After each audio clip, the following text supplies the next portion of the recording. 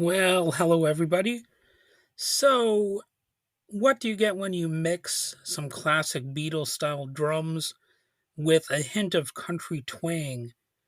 Well, you get Ringo Starr's latest album, and I'm going to talk about that.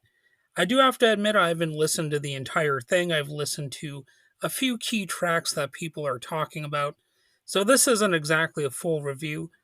But first, I should introduce myself. Welcome back to Critical Weight Theory, where sometimes we do examine music legends and we revisit topics related to music.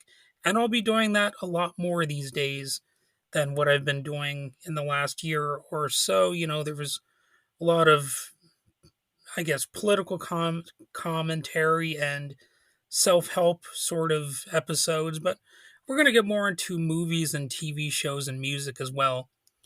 And, sometimes you can even talk about politics while talking about that kind of stuff anyway. So, there's really not much to lose by transitioning into more of that style of content.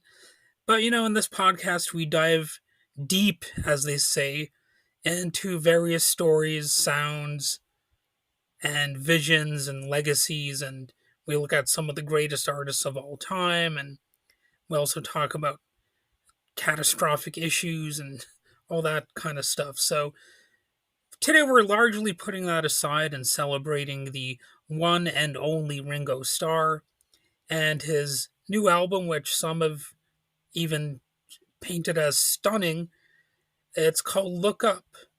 That's right, folks. The former Beatle and rock and roll legend has returned to his country roots, and he's doing it in style.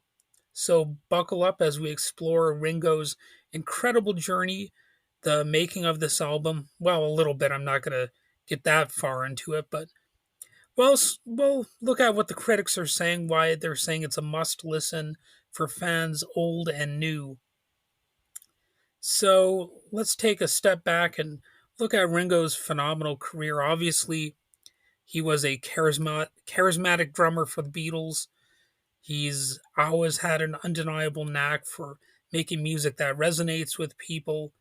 Even his solo career, even though he's not necessarily the most famous Beatle, but it's his solo career has spanned over 6 decades. It's been filled with memorable albums like Ringo from 1973 and Goodnight Vienna from 74, and they featured timeless hits like Only You and You Alone and the cutely titled Snookeroo. I don't offhand know what that title means, but it must refer to something that is it like a card game or something? I don't know. I've heard of a card game that's called Snooker. I think it's a card game anyway. I've never actually played it. But it's a classic Ringo song. Ringo isn't just a solo act either. He's also the leader of the All Star Band, a rotating supergroup of musical legends that's been wowing audiences for decades. As Ringo himself once said, I only want to be in a band. He's always recognized that if you're just a drummer, it's kind of hard to have a career with just drums, right? So he's he's sort of a humble guy who recognizes that he uh, he is better when he's got like people around him who help further build on his ideas, and that takes a certain type of a brain to understand that you're not always going to be the the main element of something, right? I mean, that's not to say he's not one of the main elements, but you know what I'm saying. It takes a pretty decent mind to be able to look at a musical project and realize I'm not the only reason this works. And this collaborative spirit has brought him a lot of success. Obviously, while he's somebody who's been in one of the most famous bands ever, some would say, and understandably, that they are the most famous band, the Beatles, of course. So what about the new album, Look Up? If we look at the basics, it came out in January 10th, 2025. Ringo Starr dropped Look Up, as they say. They always say something drops now, which reminds me of animal scat falling onto the forest floor. but, the critics are not comparing this album to that. His 21st studio album, which, means he's been pretty prolific. It's his first full length release in over 5 years, however, and it's just another record for some people, but some people would consider it a triumphant return to Ringo's country roots. That's right, he is a country fan. And fortunately, from what I've listened to on this album, it doesn't exactly sound like, the most generic pop country that is out there on the market. It sounds more like I guess a naturalistic folksy kind of country than like a I guess a pop oriented. I mean, it's still pop oriented, but it's not like bubblegum pop country. So this is for people who are fans of his 1970 country stuff. They'll feel right at home with this one. So it was produced and co-written by T-Bone Burnett. It's an 11-track album recorded in Nashville and Los Angeles, blending contemporary production with those classic country vibes. And let me tell you, this collaborative effort is it's pretty top notch again from what I've listened to. I think there are people like Billy Strings, Molly Tuttle, Larkin Poe, Alison Cross. I probably mispronounced that. And the list goes on. He's collaborating with a lot of people on this. It's a who's who of modern Americana. And maybe that's not your thing, and that's okay if it's not, but you know, every once in a while, even I will listen to some country, and I'm definitely not that much of a country person, but you know, this album has some of those highlights, I guess you could say. So, the few standout tracks that I listened to, there was the opener called Breathless. It has some of his iconic drumming. There, I said it because a lot of people downplay his skills as a drummer. I guess that's a really hip thing to do.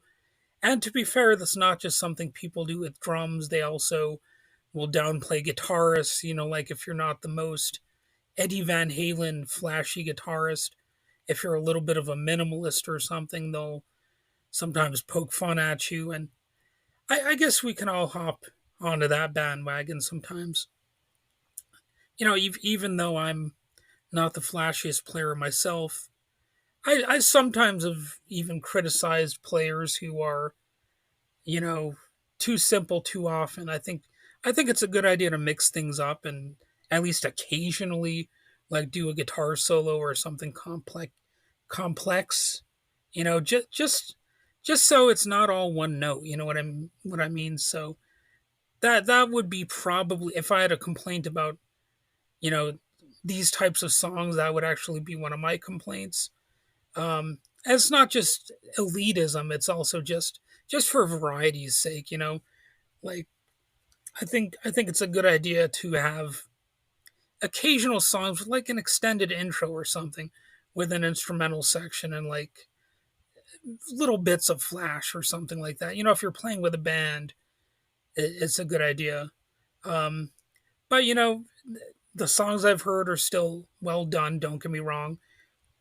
And there's all of the stuff you might hear in his drumming from the Beatles' heyday, but it's set to country music, you know.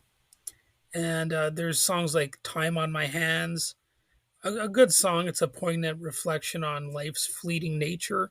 There's also "Come Back," which has fiddle and mandolin, and "I Live for Your Love" explores the realities of aging and living in the moment.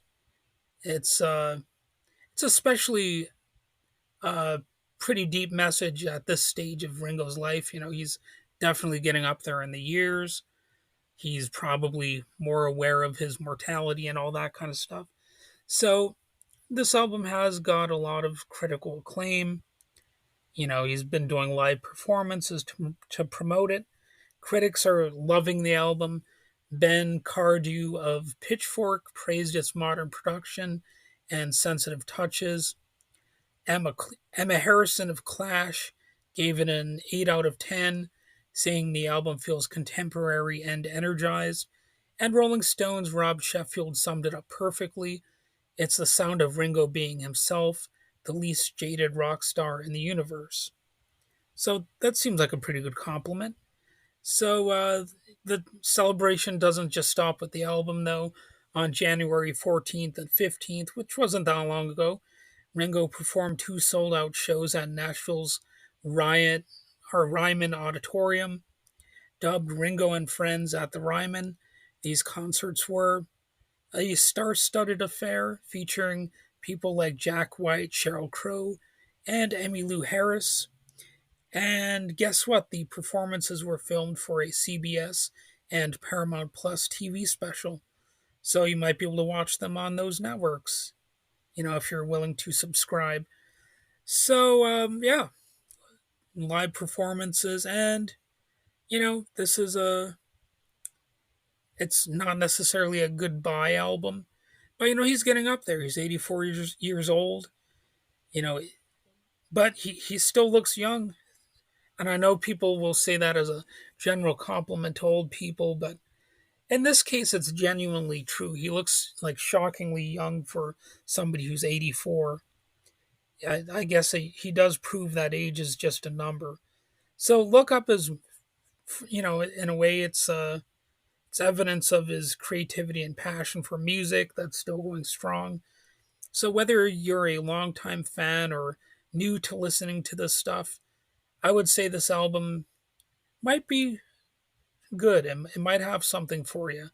You might want to give it a chance. So if you haven't listened yet, go ahead and check it out.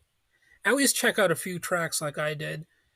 And it's a mix of Ringo style drumming and modern country. So thanks for tuning into Critical Weight Theory, and don't forget to subscribe for more occasional deep dives into the lives and music of your favorite musical artists. And sometimes we look at movies and TV shows and various topics. So until next time, keep the music alive, and as Ringo himself would say, peace and love, peace and love.